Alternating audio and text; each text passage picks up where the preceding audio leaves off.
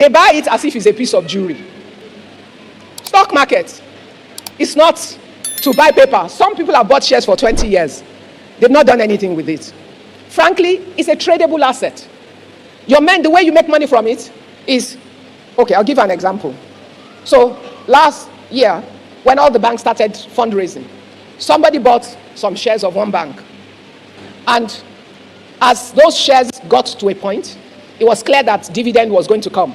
But the person who understands the stock market knew that this particular bank doesn't have much room to grow anymore in terms of the value of their shares because it was already overpriced. So the person took profit, sold a percentage of it, took profit, took part of that money, went to buy the shares of another bank.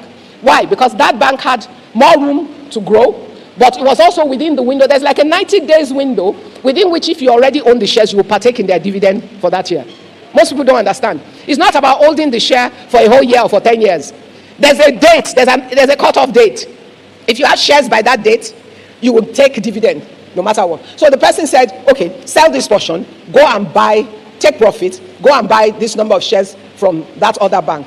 And now that it's dividend season, you get dividend from two banks rather than from one, and you also get capital gain because the share has increased in value, which allows you to be able to sell and take profit. The general practice with the shares is you consider what is a safe value return on your shares. A wise person can say, every time my share price appreciates by 40% or 50%, I will sell some. I will sell a percentage, enough to recover my original investment. I will now leave the remaining in it. So even if that share crashes, I haven't lost anything. Because I've recovered my original investment and some profit. And then you take the profits, it can meet your cash flow and all of those things. There are also some other options. For someone that is much older, you're looking for low risk investment. Do you know how to buy shares yourself? No. So don't. What should you do? Go and look for financial institutions that can be trusted. Buy into their mutual funds. Why is that important?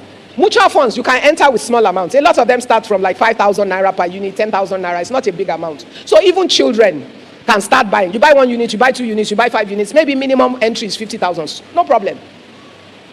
You can trade it within 3 or 4 days and get cash if you really need cash. But there are professionals managing the entire portfolio. And they can buy and sell as is necessary, the way you cannot do on your own. And when they do it, all the profit they make at the end of the year, they will declare the profit and they will increase the value of your coupon by that. And so you get paid at the end of every year. When you are in retirement age and you do not understand stock market and all that, you're better off with mutual funds. You're better off with like properties that are generating rent for you.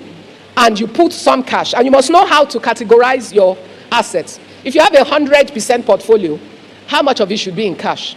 How much will be in mutual funds? Maybe about 30-40% in mutual funds. So it's money that is available but not available. You have to do something to get it. So somebody cannot come to your house in the morning and say, I need money now. You can't give them. Why? Because the money is in a safe place. You know, church, we're too emotional. We make a lot of emotional decisions. Not necessarily rational or correct decisions. We act like God. You want to help everybody. I didn't say you shouldn't help. Oh. Like I said, I told you that I do missionary work.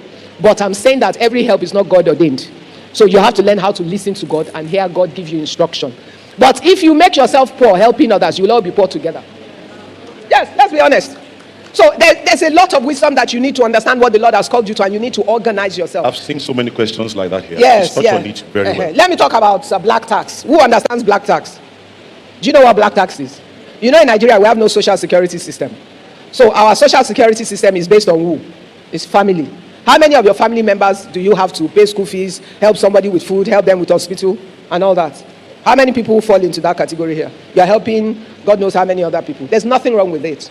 However, what I've found is that it makes it difficult for a lot of people to build wealth or to retain their assets because we're continuously being drained, and the younger people are overwhelmed by it. I get a lot of those questions with young people. What you need to do is determine the percentage of your monthly income that you'll assign to that. If it's 5%, it's fine. If it's 10%, it's fine. Whatever. I'm not telling you what to do. I'm saying based on your own family situation or your scenario and your income, determine the percentage that will go to that. Determine the percentage that will go to your investment. And the percentage that is assigned to that, be realistic. Don't try and be a hero. Have a family meeting with your family members. Explain to them that, look, from what I earn and the expenses I need to meet to go to work and to do other things. You don't even have to tell them I'm saving for building wealth, because then they will tell you that they haven't eaten, you are building wealth. From what I'm earning, I can only afford this much to give. So please don't ask me for more than I can afford. But let's agree together how we will apply this one. So your siblings will not be in university and be living life at your expense. They will understand what you can help with. Your cousin will not plan a 5 million naira wedding when it only has 500,000. And they my uncle is working. He will give me 2 million. He doesn't know if you have 2 million available. Do you understand what I'm saying? So older people, take lower risk investments. Learn, if you can't manage it yourself, look for products that allow professionals to manage and keep your money safe. Find cash flow assets. Properties are cash flow. Mutual funds are cash flow assets because you will get regular return. And then think of what you have. Life expectancy is higher now. People live longer. Don't plan on your children. No. I'm serious. I'm not joking. Don't plan on your children. These children of these days, you better be serious, because you will suffer if they are your retirement package. No, I'm serious. And also, do you know what their own seasons are like? Because sometimes they want to do, but they're not in a place where they can yet. And if they're not in a place where they can do yet, why are you going to put them under pressure? This morning, I saw a clip on my phone. A mother and a daughter were walking, and somebody ran to them, two guys. And the guy said, if the woman lets her daughter kiss the boy, he would, who saw it? He will give them 100,000. And the mother said, are you sure? Blah, blah, blah. Then she told her daughter, kiss him now. The girl said, Mommy, what are you saying? I don't know the guy before I should kiss a man just because he's going to give us 100,000. She harassed and harassed that girl. She stood her ground. I'm so proud of her. But I'm just telling you, when you have systems around you that don't work, sometimes even the things that you yourself know is wrong, you will feel that you're pressured to do. So let's plan better so we can have a better life. Yes. Hallelujah. Great. So all of you that are asking, how do you balance assistance and friendship and family and helping people and all that? Your questions have been answered, and well answered. Good. The next one will be, she'll speak to, okay, now let me just quickly make this clear. She's not going to be speaking to where you should invest, okay? What you should invest on and all that. You have to do your own research. She's not going to be speaking to that. I've seen so many questions on that where should I invest in, what, and so those let me tell you the rules. Always do your own homework yourself. 2, do not invest in things you don't understand. If you don't understand it, look for professionals that do. And it's not everybody that says they're a professional in a sector that understand what they're doing. No. Many people teach you about cryptocurrency and all of that. You have to be sophisticated enough, and you must have the threshold for the losses.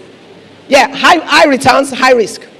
So the 60-year-old, 50-year-old, you are not doing crypto because mostly you don't understand it. 2, is very high return if you get it right, but it can be superbly high risk too if you do the wrong thing. Even from trying to get into your crypto account, if you press the wrong button, your entire stock can disappear. You understand that? Yeah, I used to serve on the board of Binance, so I know what I'm talking about. So guys, think. Don't invest in things you cannot understand. Great. Thank you very much. Okay, so we're going to use this particular question to surround other questions, which comes to financial discipline, really. So budgeting and accounting is good, but very cumbersome to many people.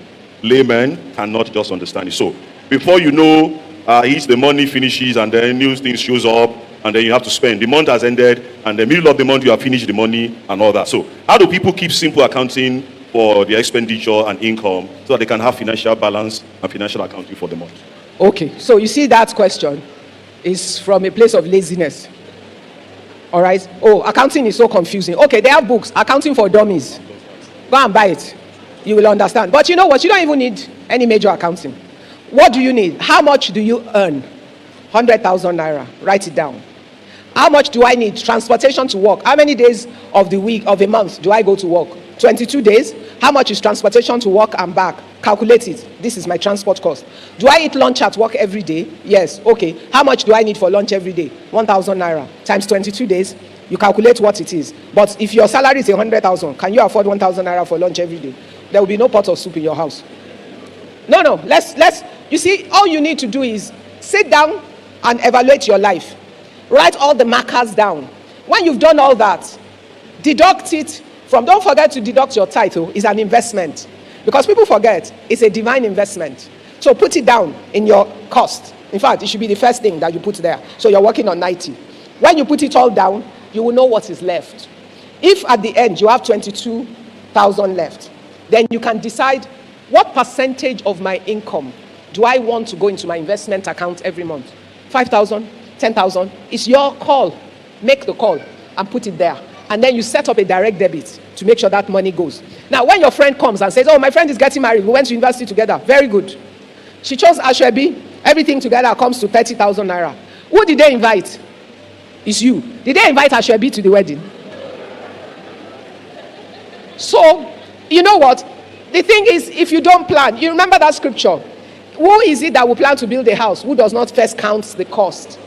When you have done that simple accounting, when they ask you, you don't even have to think twice. You can already say to your friend, I love you, I want to support you, I will be at the wedding, but I cannot afford it. I'm not buying, but I will be at the wedding. And you see, the thing is, why do people put themselves under pressure to do it? You want to impress other people. The day you are naked because of poverty, those people will not remember you. So do not suffer yourself for people that they're momentary in their appreciation. If you plan for yourself, the day you become wealthy because you're more organized than them, they will all beg to be your friends. Don't deceive yourself. You know, when I started my business, sir, for 4 years, I didn't have a car. I was doing good business.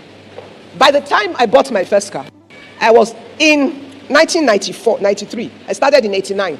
By 93, which was my 4th year, I was already doing a turnover of 150 million naira in 1994. No, don't clap. We waste time with clapping. When I decided I was then going to buy a car, I went to buy a used car. What did I do in those 4 years? I will go to meeting in banks and everything. What will I do? Charter a taxi. How much am I paying? It's per hour. The hours I'm using the taxi is what I pay for. When I'm not using it, if the car breaks down on the road, whose problem is it? I do not have a budget for mechanic, for driver, and all of that. I have budget for ride per hour. I've sectionalized my cost to the last minute. When I would buy a car, I could afford a brand new car.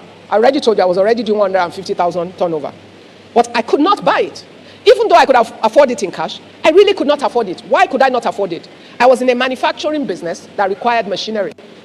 It was the time and the season when girls like me, this was a young girl, nobody was going to borrow me money. I was a young business. Nigerian banks were not serving my age group then. It was only multinational and big companies they were serving. So I knew that.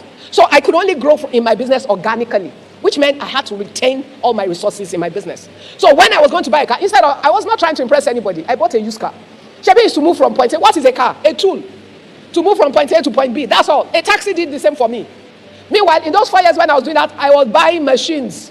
When I bought the used car, I used most of the money to also buy machines, in fact, I almost gave my father a heart attack. Because at a point, I was so distressed with the fact that I had opportunities I couldn't take because I didn't have the machineries to do it. And then one of my clients saw me one day, he saw I was miserable. But the man liked me because he had 3 daughters. And he kept thinking, you're a girl. I like the way your dynamic energy, that I want my daughters to be like you. So I became his first child. So he saw me and said, why? You're not yourself today. I said, I'm miserable because, no matter how hard I work, I cannot achieve my targets because I don't have the right equipment. I have jobs I can't take. So the man said, follow me. I went to his office and he said to me, okay, how much do you need? I needed 1 million naira in 1993. The man said to me, is there a finance house that will stand for you? I said, yes. Why did I say yes?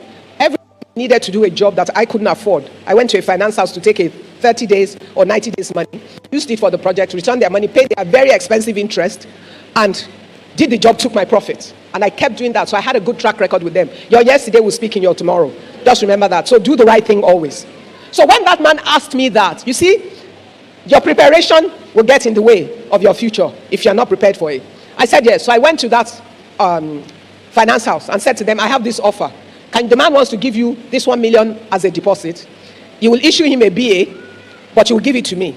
You will charge me the interest and capital every 90 days. I will return part of the capital and part of the interest to you. You will pay him his own interest on the money. And they had a management fee on it. I was desperate, so I took it. I set them up together. They sorted it out. I got the 1 million. I went around Nigeria, looked for factories that were closing down in furniture manufacturing. I bought their used machines, refurbished, took them into my factory, moved us to a bigger factory, and then I went after big jobs. Because now I had capacity to look for bigger jobs. As God will favor me, he helped me to get this major job. By the time I finished that job, it was 15 months on that loan. But it was the time that finance houses crashed in Nigeria. Interest rates were between 42% and 70%. Yes, I don't know if anybody remembers. Yes, it was that season. It was crazy. But every 90 days, I was paying, and I was working like crazy. When I finished that job, when they paid me the balance, I went to them in the finance house. Please, how much do I need to pay off this money? Trust me, 15 months after, I still had 942,000 naira to pay. Yes, because of interest rates. I took all the money they paid me, went to them, paid off the loan, had no money but owned a factory with machines. I worked within that period to do it. Your discipline for today will support your wealth for tomorrow. And learning to understand delayed gratification is critical to wealth building. Don't try and impress anybody. Focus on your goals. So at that point, my peers that were coming out of university and youth corps like me, that went to work in the bank, they could get a Daewoo car, they got big fat salaries, but I was busy running around trying to build a factory. Well, the reality is, 25 years down the line, I joined the board of First Bank. 5 years after that, I became the chairman of First Bank. First female and only female at that point till today. But a lot of those my colleagues that I'm talking about, they're nowhere near where I got. So your journey is nobody else's journey. Focus on your own. Do the part that you can. They might run 10,000 miles. Everybody's speed is different. Just do your own. Don't try and impress anybody. In building wealth, be disciplined about your own journey. Yes, that is an opportunity for you to clap. I will pause for 1 minute and allow you to clap. Clapping for 1 minute and allow you 1 minute. Just 1 Clapping. minute. Thank you, ma'am. Okay. So we have people from all over, from Germany, from US, from Canada, from right now. So what it is that for the people in the diaspora, would you say it's good idea to invest in Nigeria real estate rather than in countries where they currently reside? You know, I like it when the Nigerians who go abroad are still looking at opportunities in Nigeria. Because if you really understand some of the data that the central bank releases, many times repatriated funds by Nigerians in diaspora outweighs our income. Thank you. It beats our income from oil. So that's why when people complain, oh, Nigerian skills are moving abroad, there are 220 million of us. I don't care, we can ship 50 million if they want. They should give us their territory to make money as long as the money comes back to make Nigeria great. We are an exportable asset, our people. Some countries have that as a whole strategy. It's just that our government has not understood it to make the right investments and create the right structure. That is the truth. It's actually an exportable asset. Now, for those of you who are there, you want to invest in Nigeria. If you know what you're doing and you're organized about it, the return on investment that you can get in Nigeria, you can never get in the economies where you live. That is the truth. Let me tell you something. Yesterday I said I've been in some board meeting for the past 2 days. Okay. All the money that fund is giving out is from international funds from around the world. Why do you think they put their money in Africa? The highest return, even though they talk about the risk, the reality is our risk is based on perception. You must go and understand how country risk is calculated. Perception is such a huge part of it. Unfortunately, there's a huge perception issue with Nigeria that is very far from reality. Every time I'm on the plane, and I live on the plane, trust me, most of the people in business and first class are who? They're white people. Coming to do business where? What are they coming to do? If there's nothing good here. Think, ask yourself.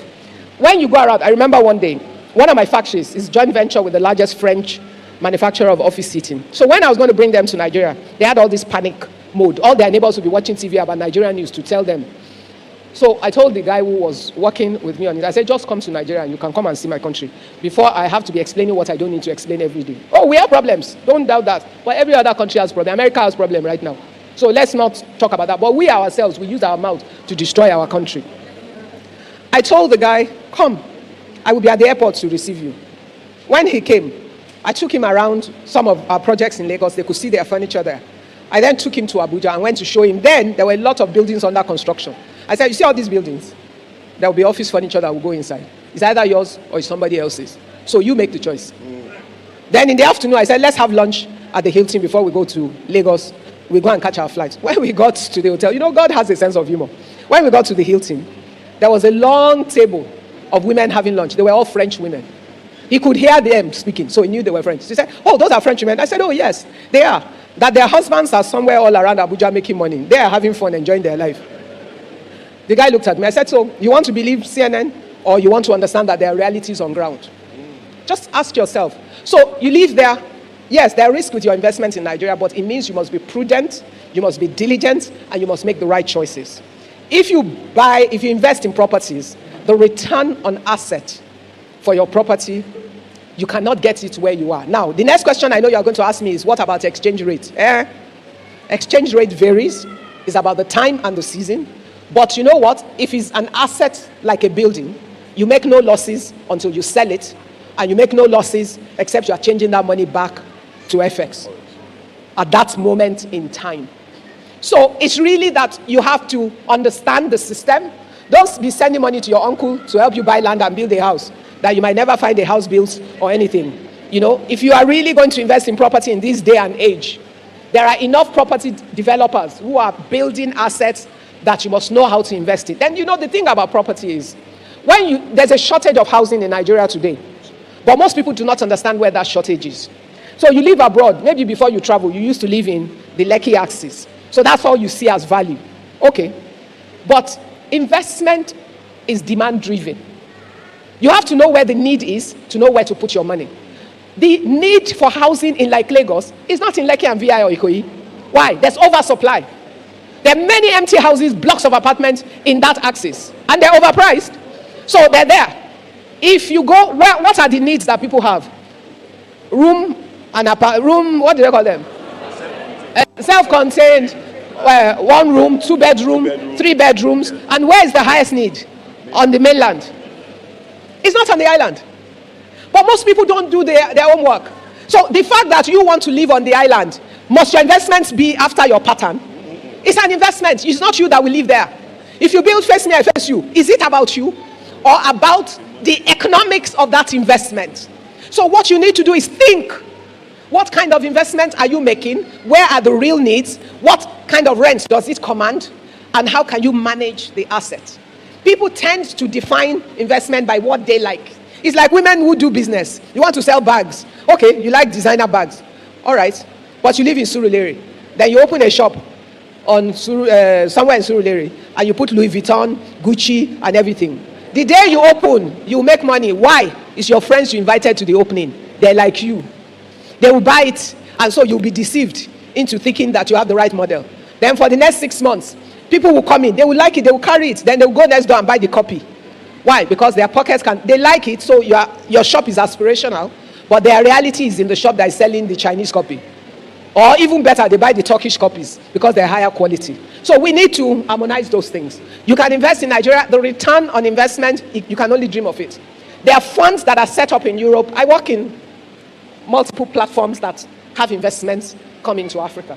And what they're looking for is the return. The return you can command in Africa, there are few places in the world where you can get it. We're an emerging economy. The opportunities are still there. The growth potential is there. The returns are there, but you must manage well, and you must understand what you're doing, and you must do your homework and find the right ways to put your money at work. Great, thank you very much. It's looking close to the end, however, but I want to put 4 questions in one, and then you answer them in quick successions. First question.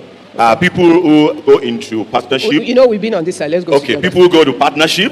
Okay, people on this side so that you can feel like you are here. Yes, they're here. Aren't you here? Okay, good. So people want to go into partnership or they're already in partnership businesses. So what do you advise to them as per the commitment of the one person or the other? The one is laid back and the other person is more active. That's number 1. Number 2, what's your advice on next of kin in families, in life as a whole? And then the third thing I'm going to add to it is, okay, no, this one has been answered. If you are the firstborn in your family and you are taking care of everything, manage it. He has answered it, so don't ask anymore. So, and then the last one will be, how did you discover your purpose? This purpose question. How did you? That's the... You know, many people are stuck because they're waiting for this one purpose that they're looking for. God has a great sense of humor. I think your purpose for each season is different. All I ask you to do, whatever your hands finds to do, do it well, in line with the word of God. And if what you're doing is blessing God, impacting lives, and creating some value, it will eventually lead you to the place that is of your utmost assignment. And honestly, from my experience, the purpose of God for your life has seasons. The thing that might be most important for one season of your life might not be for another season. Your purpose for one season might be your preparation for the next season. So understand it. You know, don't get boxed and stop thinking, oh, I'm not doing. No, just follow God. Trust him every day. And he will lead you to where. And you will realize that as long as what you're doing is blessing humanity, is in line with the word of God, and you can still worship and serve God, and God is glorified in it, keep at it. You will know if you're in the right place or not. I think my life has had many assignments at the same time, and I've also learned how to run multiple races at the same time. Like I said to you yesterday, my work with missionaries has been running for 31 years, non-stop. But am I the one that runs it every day? No. If I'm in Lagos or in Nigeria, I'm there on a Monday and a Thursday. But I've had a full-time ministry, I've had full-time staff and people that run it, and I have a whole suite of volunteers and friends who support me as committee members for our different activities, and our partners who donate to it as well. But that work goes on. So it's not about me. Yet, I'm living my corporate life. I'm living my life as an entrepreneur. I built my businesses to a stage, and I knew that by 50, I didn't want to be at the center of running my businesses anymore. At 48, I reorganized, put other people in charge, stepped aside, and kept my eyes on what? Strategy and new businesses. In between all of that, my corporate life took off heavily. So by the time I became chairman of First Bank, I had already stepped aside from running my business every day and all of that. Otherwise, it would have been really difficult with everything else. I've finished that phase of my life. I served on the board of First Bank and all its groups that I chaired over a period of 10 years and 4 months. And then moved on to what? To my developmental phase. I'm serving on multiple boards around the world and doing different things that affect the world, of which I'm part of at different scales around the world, and driving things that the Lord has laid upon my heart. So be open to the Lord. Follow him. He knows the way. He will lead you. So don't get boxed in this. I can't find my purpose. Do whatever it is you can do today. Let it honor God. You will find everything else. One side. Partners. Let me do partners first. Partners. You know, if you really want to do big things, you will find out that there are few big things you can do all by yourself. That's just the truth. So you have to have a heart for collaborating and working with people. Partnership is one of those tools. Now, it's important that you understand that when you go into a partnership, it's like you getting married. Will you marry just anybody? If you will not marry just anybody, you cannot partner with just anybody. You have to understand what the vision is about. You must determine that you both want the same things. Because if you want different things, you must know if the different things that you want are different things that can work together. Because if the things you want cannot work together, you'll have a problem. You must check your values. Be sure that your values are aligned. Why is it important? One of the things that would destroy partnership any day is a conflict of values. If your values are at conflict, if your partner doesn't care how we make money, we just must make money, and you are a child of God, and you want to be able to live according to the word of God, you're going to have a problem. If your partner does not believe that, you know, as a company, you should sow to the things of the kingdom, that's something you can manage. When you share the profits, put your own money to the kingdom, because you're the one that has that belief. Now, don't forget, the Bible talks about being unequally yoked. It doesn't mean you can't do business with somebody else who is not in your church or born again like you. Values. Because sometimes some people are not committed like that yet, but they have substantial values that can align. But you must test the character and the heart of the people. But it's easier for you if you're of the same faith and beliefs, because there are many people that are of the same faith with you, but don't share your values. So don't make that an assumption as well. Now, one of the practical ways I will tell you is this.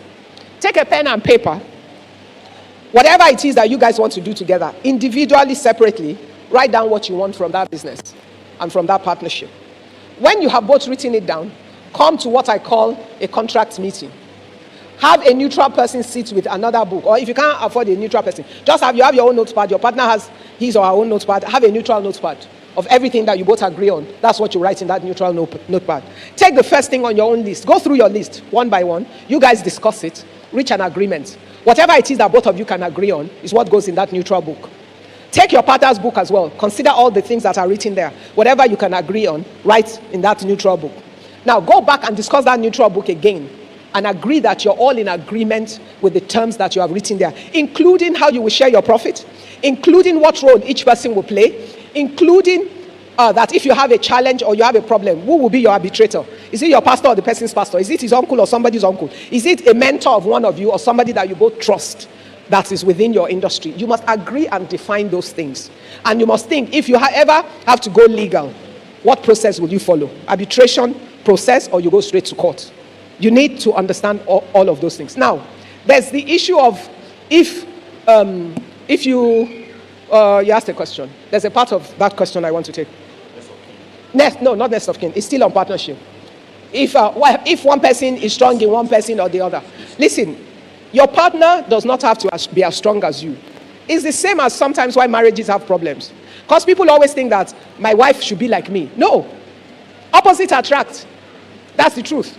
It's complementarity. You complement each other with different skills. You have some commonalities, but you have some complementarities and some differences. And you must know how they add value to both of you. It's possible for you to have a financial investor who is your partner, but who is not an active partner. So you must understand, you are actually better off if the person has no specific skills that are relevant to that business, for them not to come in anyway, because they will do more damage. It's for them to be financial partners, and doesn't mean that you should get more shares. Your shares should be related to your investment, but if you are working in the business, you get a salary. The salary you get from the business, your partner that is not involved in the business does not get. So your time is paid for. So you need to understand what the issues are. You working for the company makes you an employee of the company, even though you're an owner manager. Your partner who is not working for the company is an owner that is not a manager. But that person can be part of your board because you are considering decisions together.